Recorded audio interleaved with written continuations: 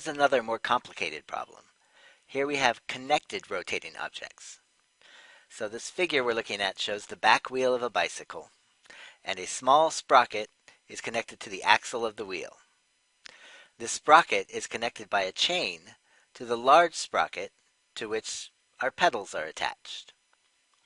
So there are several rotating objects whose motions are related to each other.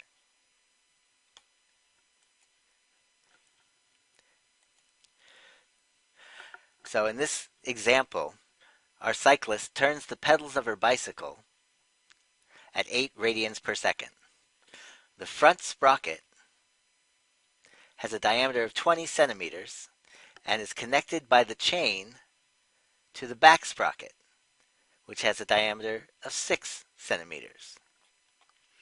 The rear wheel has a radius of 35 centimeters and is connected to the back sprocket. So our first question is, what is the angular velocity of the front sprocket? Well, if we look at the diagram, we can see that this front sprocket is connected to the pedals.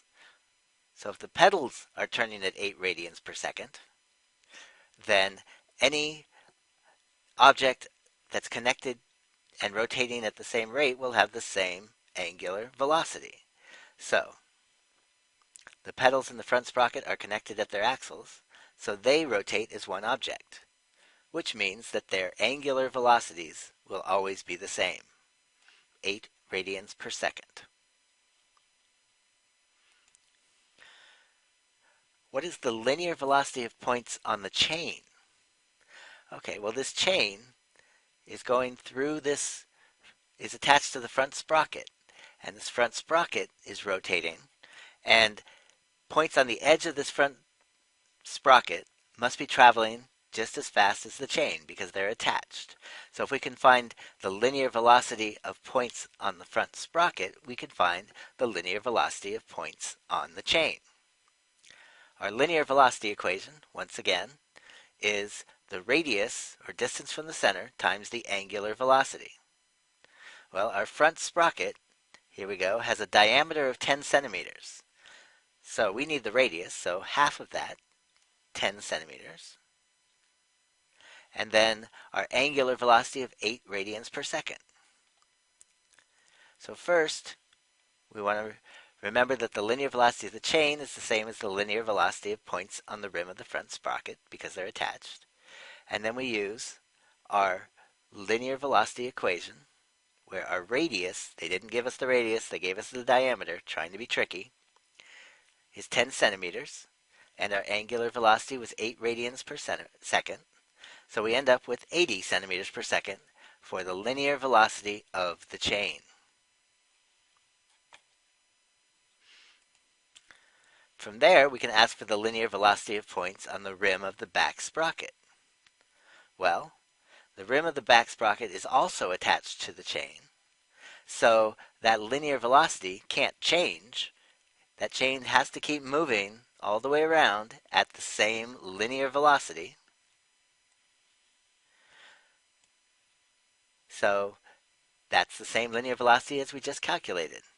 It's going to be 80 centimeters per second.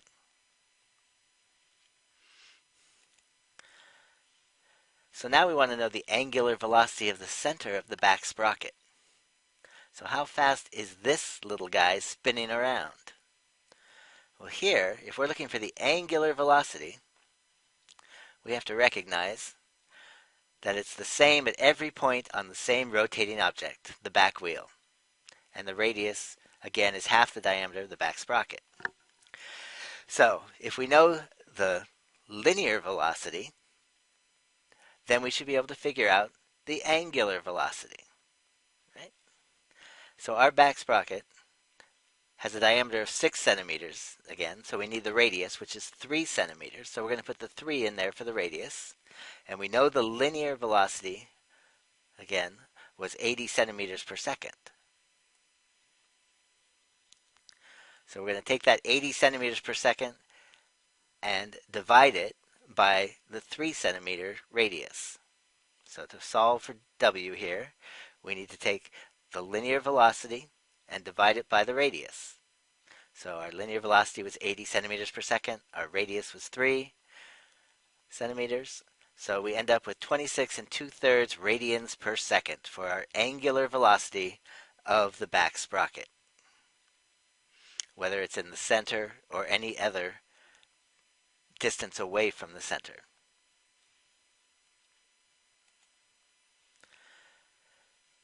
So after we've gathered that information, we should be able to tell how fast the bicycle is going in kilometers per hour. Well, since the back wheel is attached to the back sprocket with the same axis, then they both have the same angular velocity. That angular velocity was the 26 and 2/3 radians per second. Right? So we need to take that 26 and 2/3 radians per second and change it to a linear velocity for the back wheel. So let's first recognize that the speed of the bicycle will be the linear velocity of the rim of the back wheel. From there, we have to find the linear velocity of the back wheel. So again, we resort to V equals R omega. Our omega was the 26 and 2/3. Our R value is now 35 centimeters. So we start there. We take our 35 centimeters and multiply it by our 26 and 2/3 radians per second. And that will give us a linear velocity, just not a linear velocity in kilometers per hour. So we need to convert to kilometers per hour from centimeters per second. So we take the seconds and we use the conversion factor of 3,600 seconds per hour so that the seconds cancel out. And then we take our centimeters and use a conversion factor of 1 kilometer per 100,000 centimeters. That's a lot of centimeters. And we will end up with a linear velocity in kilometers per hour of approximately 33.6 kilometers per hour.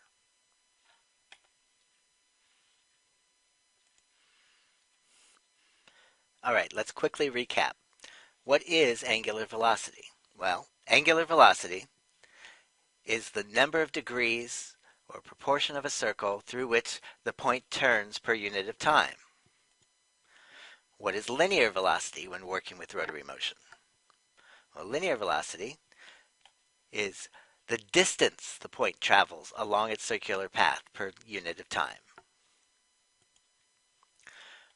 How about the notation we will use for these various concepts that we need to discuss rotary motion? Well, we will use R to describe the radius, A to describe the arc length, theta for the angle through which the point rotates, V for linear velocity, lowercase omega, looks like a W, for the angular velocity, and T for time. The formula for angular velocity? Angular velocity, omega, is simply radians per time. Our formula for linear velocity is arc length over time. The relationship between the two is linear velocity equals the radius times the angular velocity.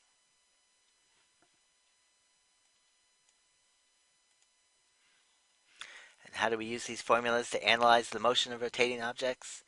Well, we just went through 2 examples that show you how to work with them. Hopefully, you won't end up like Calvin.